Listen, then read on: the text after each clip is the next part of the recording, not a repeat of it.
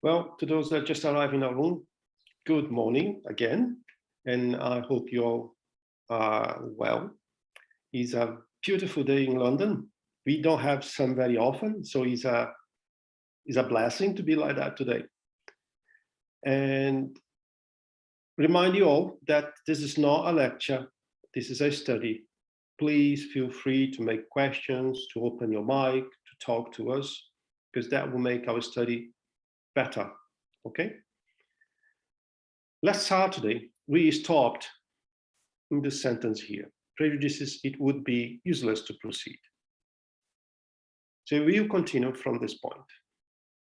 It would be like trying to demonstrate the properties of the light to a blind person who does not believe in the existence of light. For the spirit manifestation are in fact only a fact of the property of the soul. Thus, if we do not want to waste our time with our conversation partner, we will need to pursue another course of idea. By accepting the basic principles, not only a probability, but as a proven undeniable fact, then the existence of spirits will be a natural result. We mentioned briefly that subject last Saturday, but basically what Kardec is telling us here is that how can we convince anyone that does not have the minimum concept or is not prepared to accept a possibility? If we try to do so, we are basically wasting our time, wasting our energy. And that's not the goal of Spiritism. Spiritism does not exist to convince anyone of anything. Spiritism exists to bring answers to questions that we could not find answers elsewhere. So, hi, Emily, how are you doing? Hi, hello. Maybe I'm wrong, but somehow I think we read through this already last week. Yeah, we did. I'm just reading a little bit more this same, just to give us a bit of context to move to the item 5. Okay. All right, but please correct me if I'm wrong. Don't hesitate, okay? Because, hold on. Yeah, we did move through the other chat. Yeah, we got there. We are in the page 36. Yeah, second page. Number yes. 9. Well, for some reason, I did not say where it was. Yeah, it's here. Nevertheless, the item number 8? 9. Okay, because did not mark in my, so sorry for that. But anyway, it's good to remember what we studied before. If the fact of the phenomenon is proven, they will say, then we will accept it, and we will even accept the cause you attribute to it, i.e. a known fluid. But who can prove that spirits are involved? That is what is extraordinary and supernatural. Can I just do a comment? The phrase that you are reading just before was saying that in the occurrence of everything, the existence of experience, the spirits should be something natural, and yeah, just something interesting. Mm-hmm. It is, isn't it? Has to be natural. What are we? You know, we are spirits, so it has to be natural. But if you do not believe, we have to make lots of questions to ourselves to try to understand things that not even science can explain. But yeah, good point.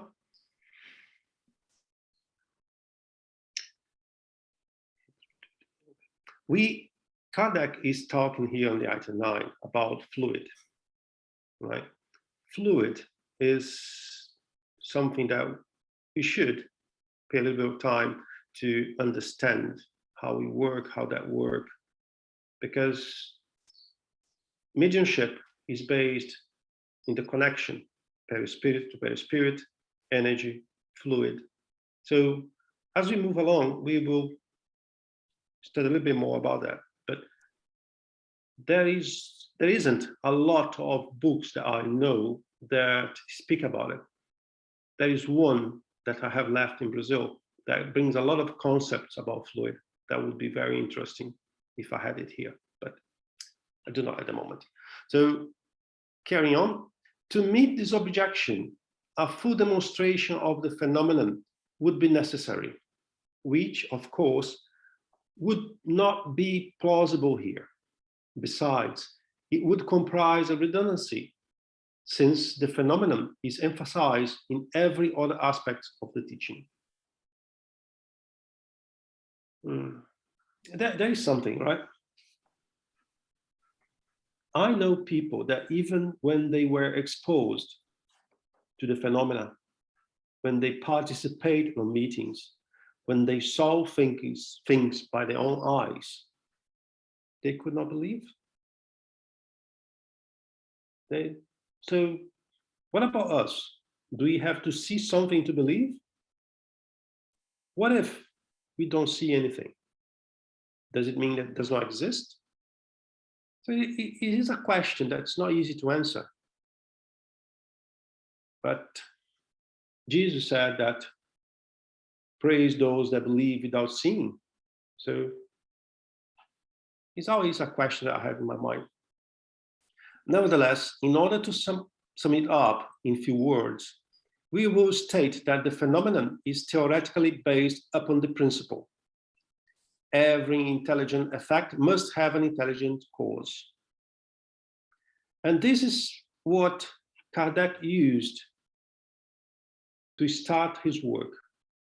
When he acknowledged that there was something happening on the turntables around Paris, one of the first things he said was, must have an intelligent cause. A table could not answer a question, right? So that was one of the things that drove Kardec to start his research. In practice, this means that concerning the observation of so-called spirits phenomena, having given evidence of an intelligence whose cause could not have originated in the matter, that this intelligence did not originate with the observers themselves. A fact that was proven from the experiments themselves, but had to be independent of them, and that since the being who produced them could not be seen, this intelligence had to be regarded as an invisible being. Despite that he was not able to see anything, he was not able to prove anything at the time, right? He always said there was something intelligent behind what he was exposed.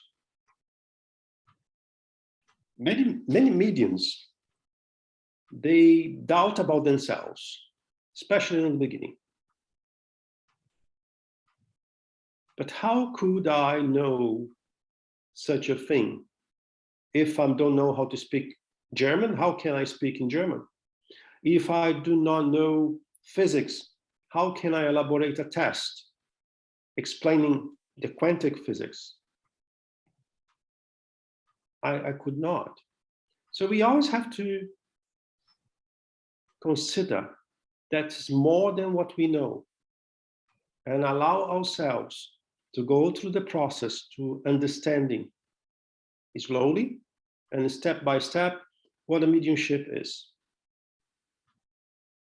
Thus, proceeding from one observation to the next, we came to the conclusion that this invisible being, to whom was given the name spirit, was none other than the soul of an individual who used to be alive corporeally, and that death had freed his soul from his coarse visible envelope, leaving it with only one ethereal one that is invisible in its normal state.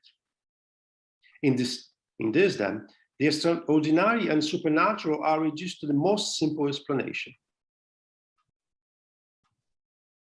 A lot of people that come to the Spiritism and to mediumship studies is because they are surprised with phenomena, with things they think is not natural, supernatural things. And when they start to realize that it's not, That's normal. That's natural. There's no magic behind anything like that. Some people simply decide to go away. Because sometimes that curiosity is only about what you can see, the phenomena itself. The curiosity is not about what is behind that, the knowledge, the responsibility, the things that we have to do in order to be able to produce safely communications with the spirits, to work with them, right? So we see a lot of that coming. And there's a lot of people that come to the spirit house institution, if you like, looking for a magic wand. I want to stop to be a medium. No one can do that. I don't want to. It's like someone that starts to read a book, but is so angered to know everything that decide to read the last page of the book. Basically, we'll never understand what the book is, because you have to go through step by step to be able to really follow the process to understand what is there. A lot of people come to us just with questions, but not with the will to really study, to really understand what's going on with them. This is not a complaint at all, but it is a shame that if you do have any sort of mediumship, if you are not prepared to understand yourself, you just want to go to the phenomena and that's it. It's better to understand the mechanism behind, so then you fully appreciate what's going on with you, what's going on with the spirit, and will be easier to you to handle those situations. The existence of these invisible beings having been proven, it was then shown that they, well, let me stop here. Kardec said the spirits have been proven. It's proven to me. I have no doubt at all. I bet it was the same for him, for many others. But there's a lot of people that will not believe.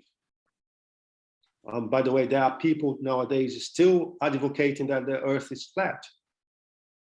So what can we say, you know? As we spoke in the beginning today, we cannot convince anyone about anything. It was then shown that the action upon matter results from the nature of the fluidic envelope. This fluidic envelope is what we call perispirit.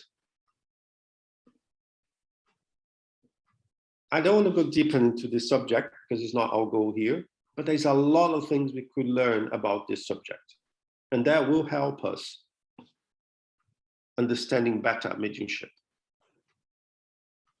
Hi, Christine. Hi, sorry I'm late. I just wanted to say that last night I had a conversation with my son, and I was starting to talk about Kardec, and I could tell that it was just something that he's not aware of, but where he's coming from is he talks about ghosts, and he's started to do some research into that, and I've tried to convince him that he needs to go further back, that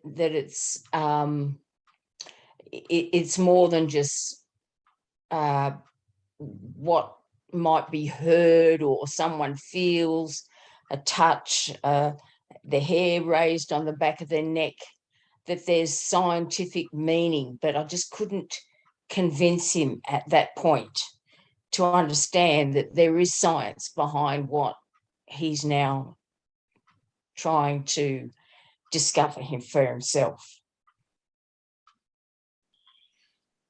Christine, nowadays we have something that's very, very powerful, the internet. We can find a lot of good information, but we can find a lot of things that I will not describe here, okay? I would ask first what he's trying to find. Because if he's trying to find a Harry Potter tale, there are lots on the internet. If he's trying to find something deeper, more serious, that will bring knowledge, then there's a different way to do it.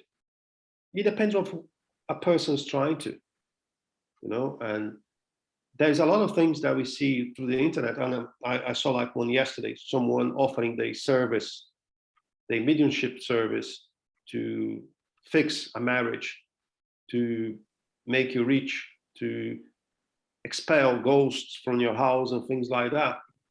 I respect the way he sees, but things that I was exposed show me that doesn't work like that.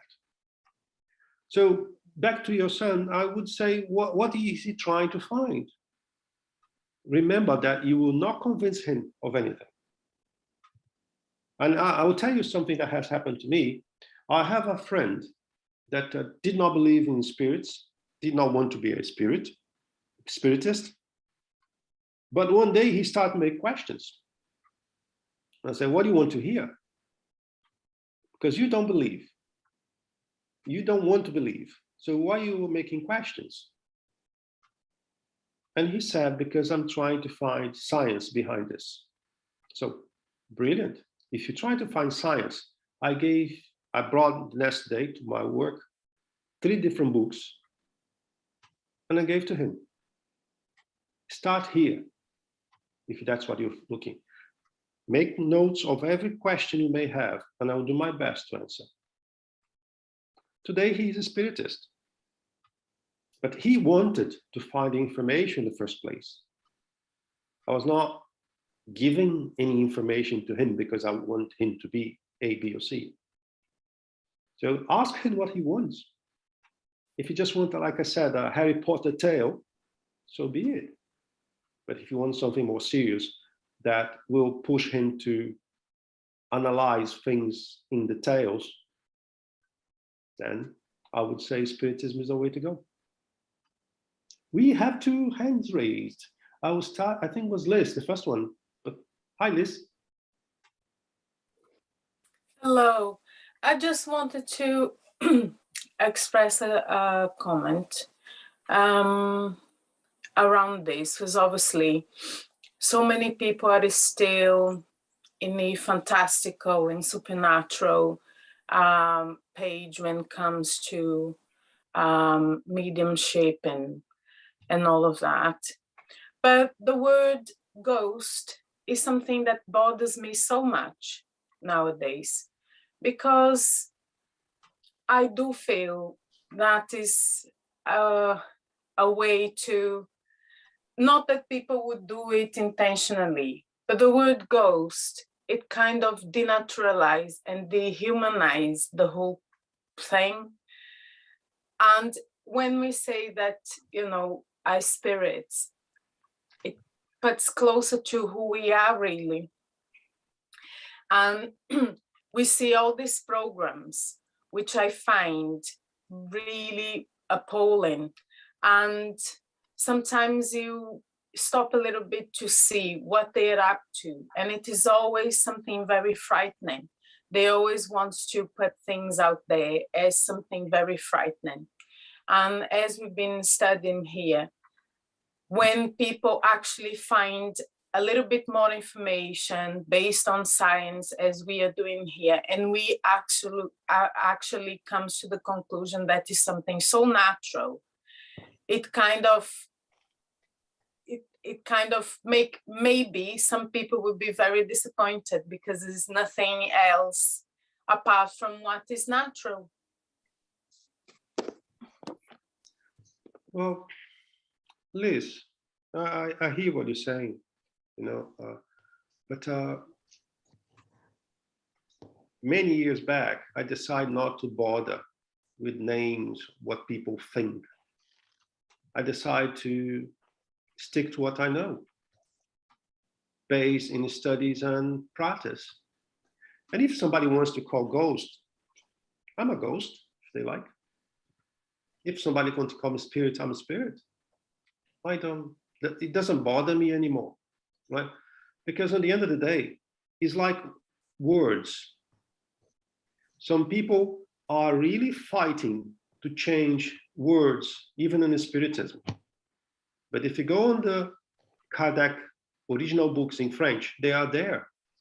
If we go in some translations more made like 100 years ago, yeah, they are there. But now we don't want to use those words anymore because of the way I see things. So I decided not to bother with that anymore. I know what it is. And this is part of our life. How many things we used to say when we were young, and now we are more like afraid about even to use those words because people think that's not nice, you know? So likewise with the ghost, don't bother with that, you know? You know what you know. You have the practice, you know what the spirit is. Eventually everyone will realize that. I have one hand from Lenovo Smart Tab M8. So I don't think your name is like that, but please go ahead. Hiya, it's me. It's Faye. Hi, Faye.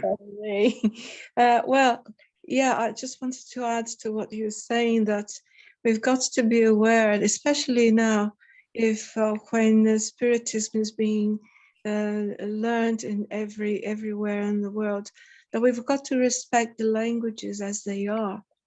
You know, we learn the concepts, we know the concept, that each language has its approach to life and spirituality, and they all have their own denomination. So we can't expect to get it, to dive into culture like that so much. People will naturally, as you say, Guilherme, substitute words, adopt new words, adopt a new vocabulary according to their understanding. Yeah, but don't worry too much about the vocabulary that cultures have been using, because they're just learning and they will adapt in time if they want. I agree with that, Faye, and but there's also a risk, right? There's a risk. Sometimes because I want to change that word, I change also the meaning of the sentence. I also change the meaning of what is there in the origin. And that is a risk. Yes, that's it. There's a risk. We need to be Yeah. careful with that as well. Mm-hmm. Yeah. Oh, I have another hand. Hi, Chris. Go on. Sorry, hi. I just want to say that being in Australia, and I'm not sure if there's any other Australians in the audience, but I think I might have said this before, but Australians are well behind other countries when it comes to spiritism and understanding about it. And that's why I think the words ghost, the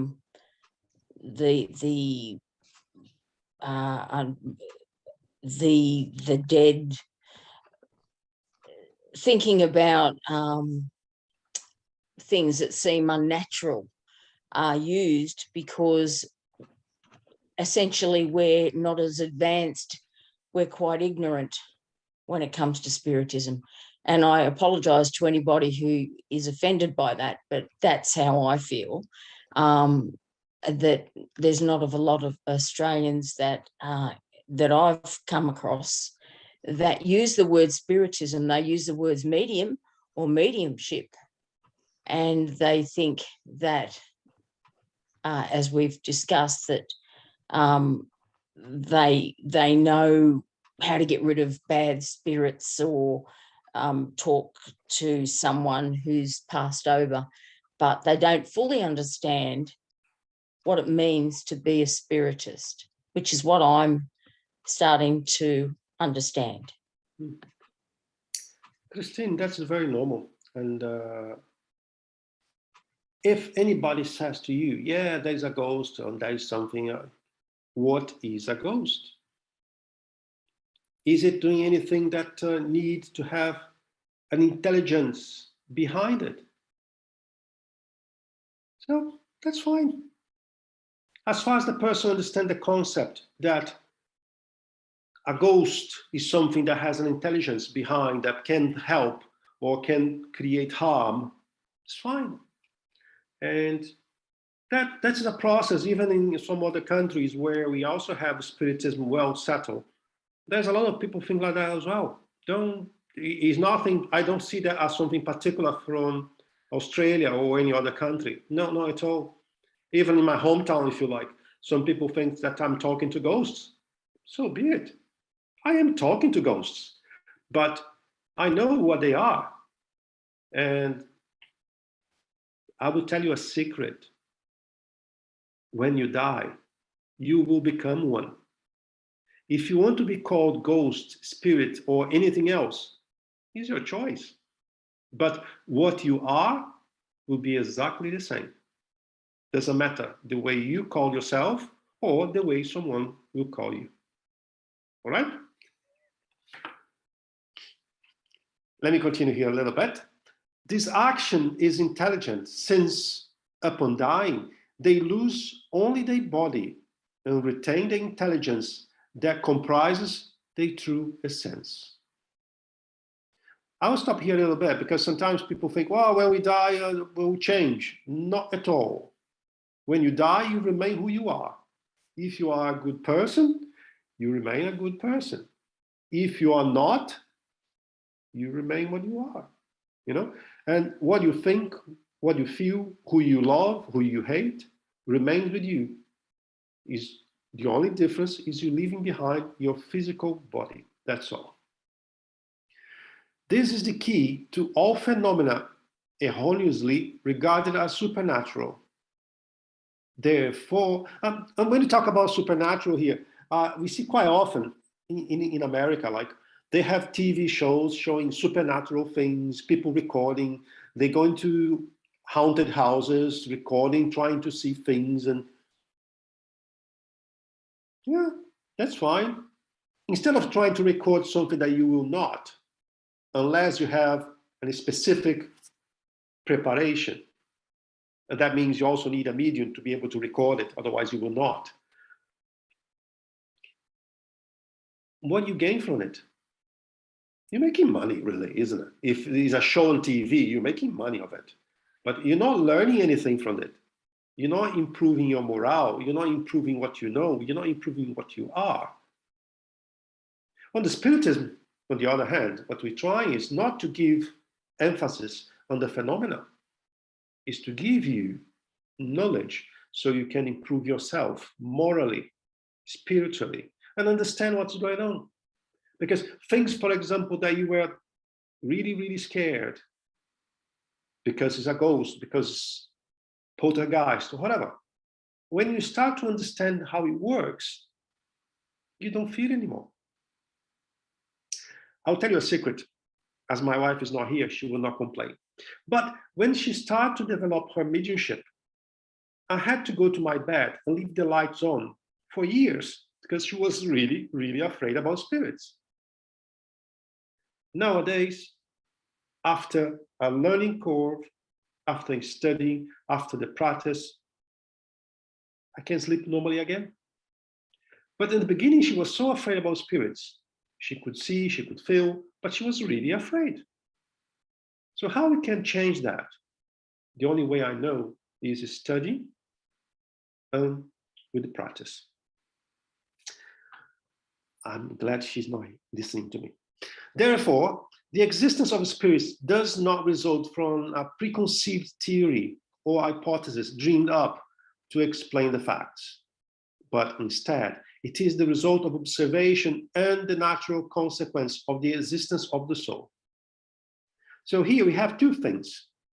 We all agree that here inside is no void. There's something that is driving us to talk, to eat, there's something inside our body that Kardec used the word soul that is driving everything we do, right? I think we don't need to argue about that anymore. There's something there. If you are one of the persons that do not believe there is a soul inside you, means you believe that everything you are is a result of a chemical reaction. Simple as that. A chemical reaction is basically repeat itself many times. So the chemical reaction inside me should be repeating inside you all. And if that is true, why we like different things? Why we do things in a different way? So even the logic tells me that cannot be only a chemical reaction. But the materialist people, they believe it's chemical. And I'm not here to argue. Big problem, really. You know, I think we move a step ahead and we try to see things in a different way. But now I believe we all agree that we have a soul, and we now understand that our soul is our spirit incarnated, right? So then he's telling here that spirit does not look for frequency. Spirit, the spirit is not a theory, cannot be a theory if you had the exposure. I had the exposure. I had the exposure more than once a week. Am I crazy? Or there is something there? I don't believe I'm crazy because I have a profession, I have a family, I've never been to a hospice. So there is something there. I may not understand fully, but there is something there, right? And there is one other thing that Kardec says here, is that results of observation. Any science is a result of observation. Any science. Today, we have the instruments that we use to observe things. In the past, 300 years ago, we had no instruments, and today we have. But the root cause for any science is the ability to observe, right? So that's why we say Spiritism is also a science, because we observe. To deny this cause is to deny the soul and its attribute. And I think we've passed that. Those who think that they can find a more rational solution for such intelligent effects, and especially that they can explain away all the facts, let them do so. Then we can discuss the merits of both sides of the matter. If we want to have a conversation, an argument about what it is or what is not, we always have to listen both sides. To say that something exists or not exists, you need to study, you need to evaluate, so you can come up with your own perception, your own truth. But say that something does not exist and not willing to analyze in depth what the other people are saying, you may be missing an opportunity to learn something and to really validate what you know. To those who regarded matter as the sole power of nature, anything that cannot be explained by the laws of matter is extraordinary or supernatural. And for them, the extraordinary is synonymous with superstition. That's very true even today, isn't it? Anything that I don't understand is supernatural, or because I'm human, I'm trying to connect that with a kind of superstition. But remember that on Earth, we all, well, not the universe, we all follow the same laws, the universal laws. If something happens to us or around us, it's the result of a natural law. Supernatural is something that I'm telling me that I don't understand, I don't know where to find information, and I'm afraid of it. Because when we normally give a name like that, supernatural means that I'm really afraid about it, and I cannot justify, I cannot understand. But everything on universe follow the same law. This week, I was listening to an article because it was on the computer. And scientists says that NASA was able to identify 5 billion planets. They identify way more than that, but they come to a level of 5 billion planets where possibly could have life.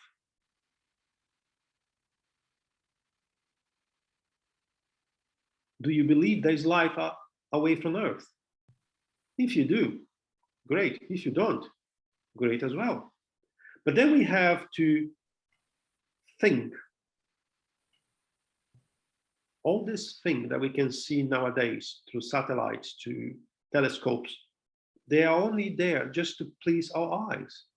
It doesn't make sense, isn't it? But we will not fight with anyone that don't believe otherwise. But we should consider the possibilities. And I'm assuming that now you all believe that you have a soul and you are in spirit, that make things easier to analyze more things to come. Thus, religion is founded on existence of an immaterial principle, would be the fabric of superstition. They dare not to say this out loud, but they mutter it under their breath, and they think they can keep up appearances by claiming that religion is necessary for people and for children in order to make them wise.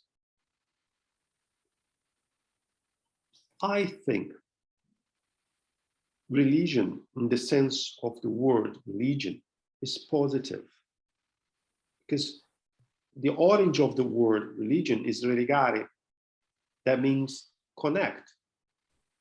And the human beings, they need to connect. People that decide to live in the middle of the desert, not having contact with anyone for their whole life, they are wasting their incarnation. And that's why we have families, that's why we have friends. We need to connect. Hence, we are faced with two choices. Either the religious principle is true or is false. If it's true, it is true for everybody. If it's false, it is no more beneficial for uneducated than for an enlightened person.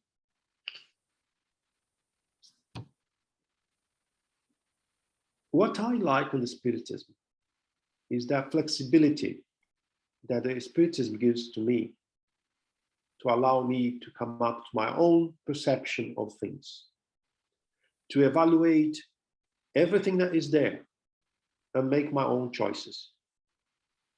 Because if anyone tells you that Spiritism tells you not to do it, Spiritism forbids you to do A, B, or C, this person is lying. Spiritism does not force you to do anything. It will give you information to make your own choices. Sometimes the Spiritism will tell you what could be the consequences of your choice, but will not tell you to go left or right. That's down to you.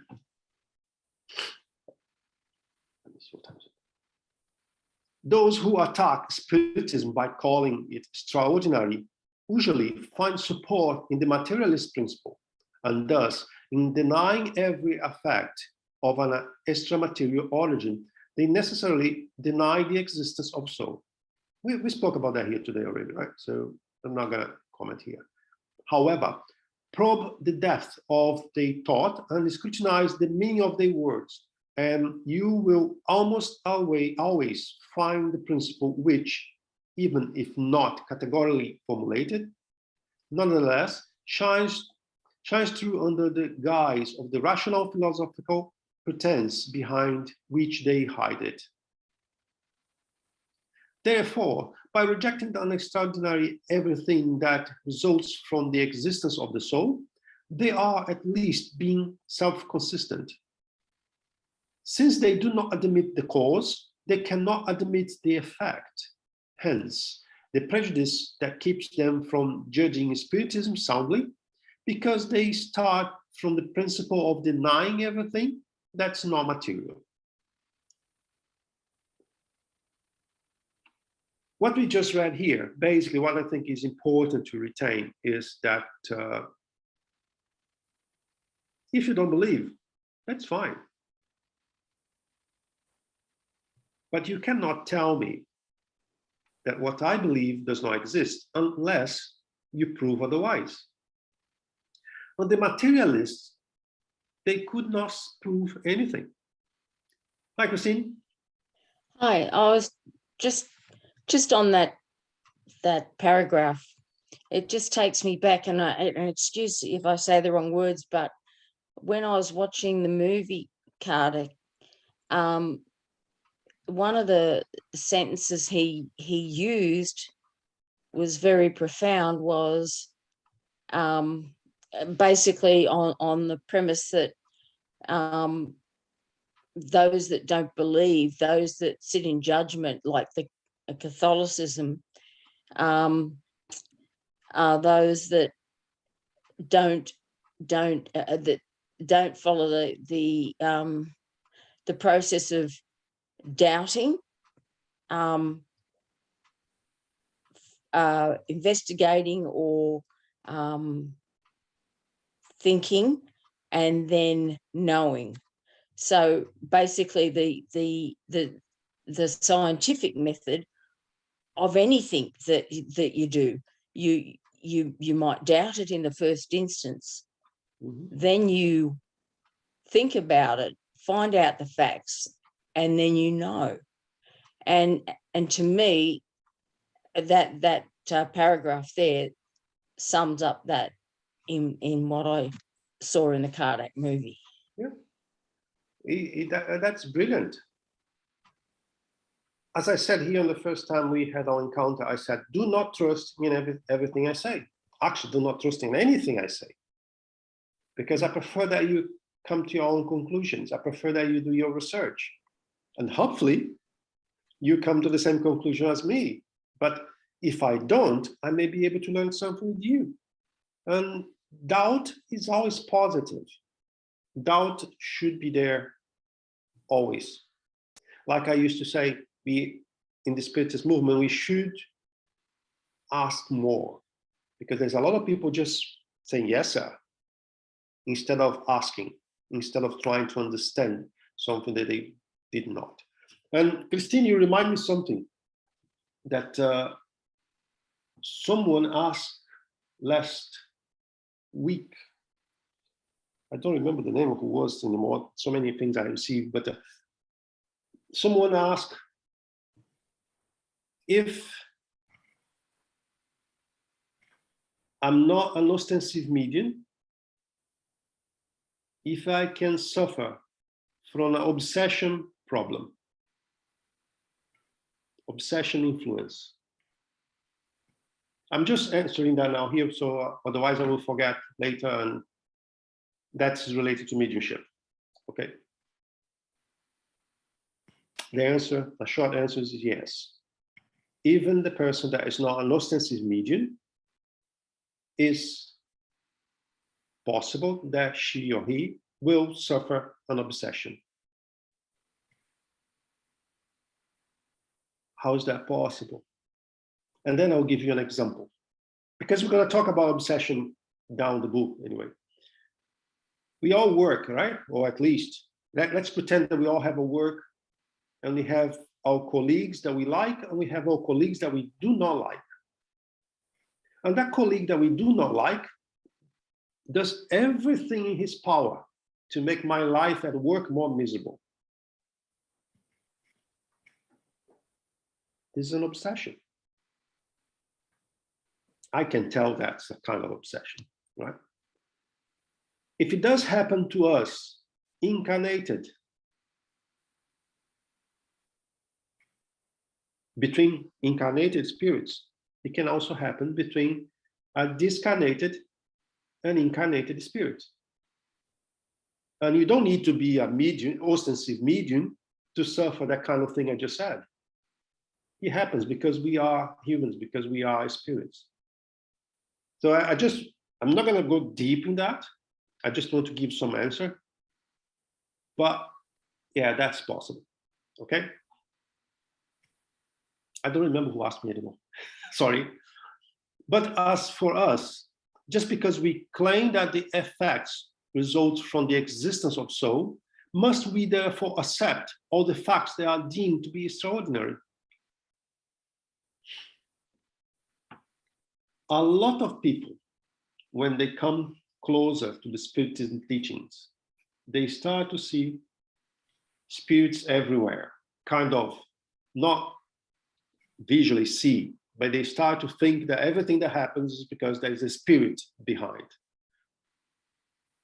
And to be safe, what I always say to everyone is that we have to eliminate every other possibility before we consider that a spirit could be behind something.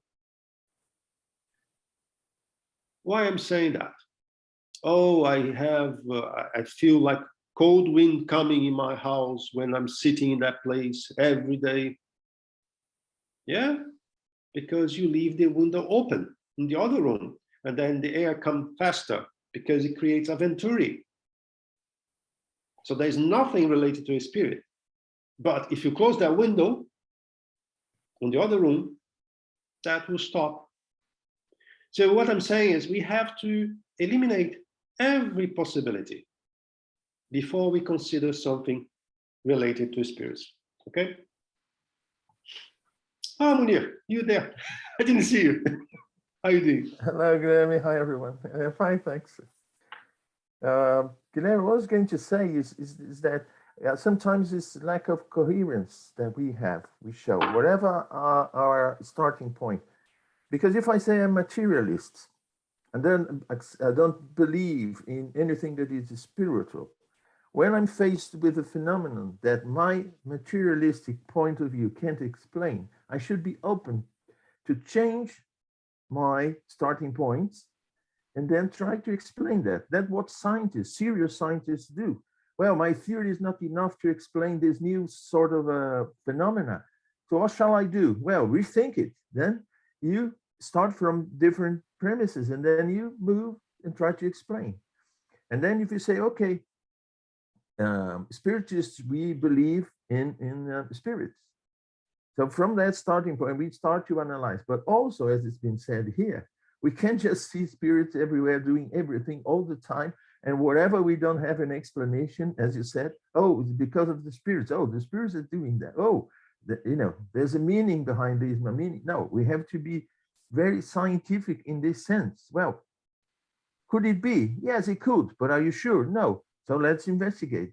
Exactly what Kardec did with the turning tables, Well, I don't believe in spirits, but what I'm saying, my materialistic point of view doesn't explain. So let's start from the point that, yes, spirits do exist. So what?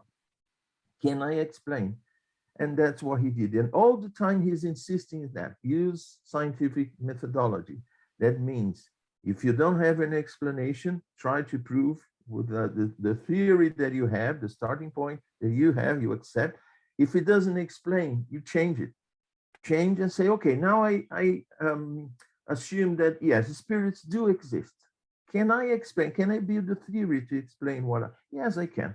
Perfect. That's how science moves. You're constantly changing the theory that is trying to explain what we are seeing. But to deny a phenomenon because we don't like, oh no, I don't want to know about, survival, spirit, life after death. So I'm seeing a materialization in front of me and I deny that because I don't like it, This is prejudice.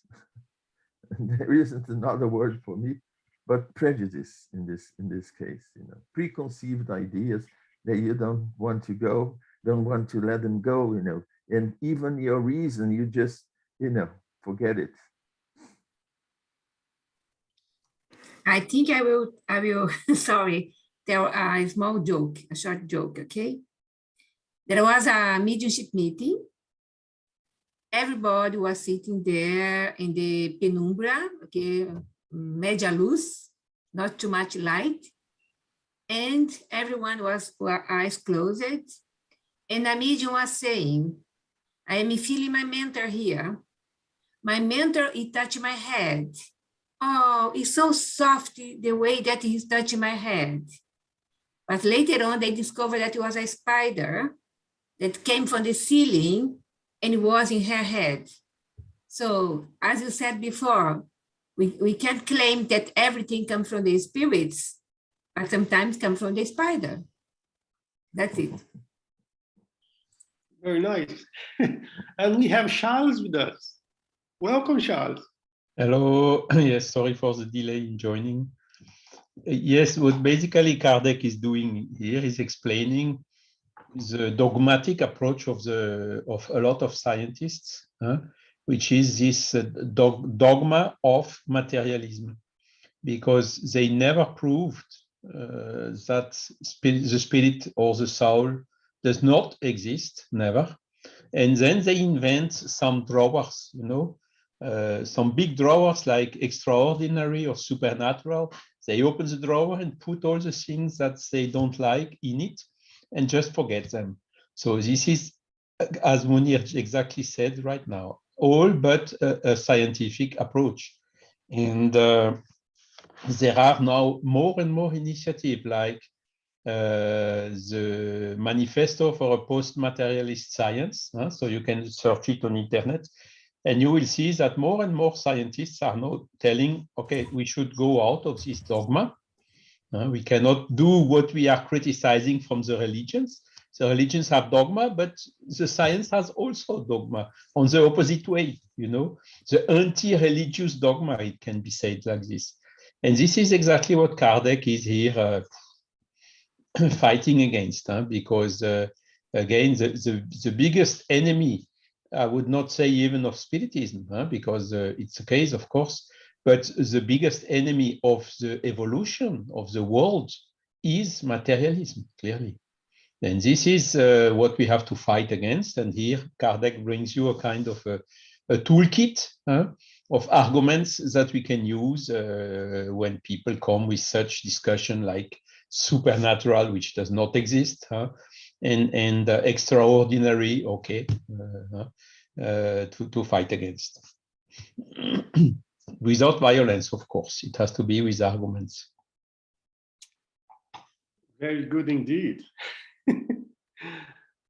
So let's just finish that sentence here for today. Must we be champions of all dreamers, of adepts of all sort of utopias and eccentric theories? One would have to know very little about Spiritism to think so. However, this does not concern our adversaries, since the requirement that they must understand what they are talking about is of little interest to them. So I will stop here for today, and this time I will save. And so we Spiritists, we believe in spiders. yeah, that's true. That's before the true. spirits. That's very true. And it is important that we always keep in mind that we have to analyze everything. We have to consider every possibility. We have to be safe. And how can we be safe in the Spiritism? Always study, using the common sense, asking people that know a bit more than we do, because sometimes they have other experiences, and that allows everyone to grow up together. Before we do our final prayer, let me share with you something that I think is pretty interesting. And for some reason it's gone. Let me just adapt here my screen to see why it's gone. Because it's here. No, it's not here. So let me share with you. Yes, it's here. So let me share with you now some events that we will have very soon. Let me just, yeah, I see a hand raised. Feel free to. This evening. Yep. This evening, we have the European Spiritist Gathering. Is happening every month. Tonight, we're going to have Karen Dietrich and Ingo Meyer, wonderful speakers, bringing to us always a very important topic. So I would recommend, if you have a chance, to participate. We also have the World Spiritist Month. I'll speak a little bit about that because I'm going to show you my homepage here. So I'll tell you more in the sequence. And we have the Second International Spiritist Youth, right? It's a great opportunity to our young kids, to our teenagers, to join. It is a way to share the experiences, it's a way to learn with others. So if you do have that possibility, join us. And let me try to share with you guys here what I think is very nice. Yep. I hope you now can see my tab here. And this is the first World Spiritist Month. It is a great opportunity because actually the homepage is very professional and you will have 36 countries, 120 speakers, 4 different languages, videos, and starting 1st of April. If you do have an opportunity, try to log on. The homepage is there. I will share with you on the group. It's there already, but I can share again. It's a great opportunity to think outside the box. It's a great opportunity to allow us to think about something we never thought before. And 36 countries, there are people from all over the world bringing their best to help us in our way forward. So now, I will ask Munir to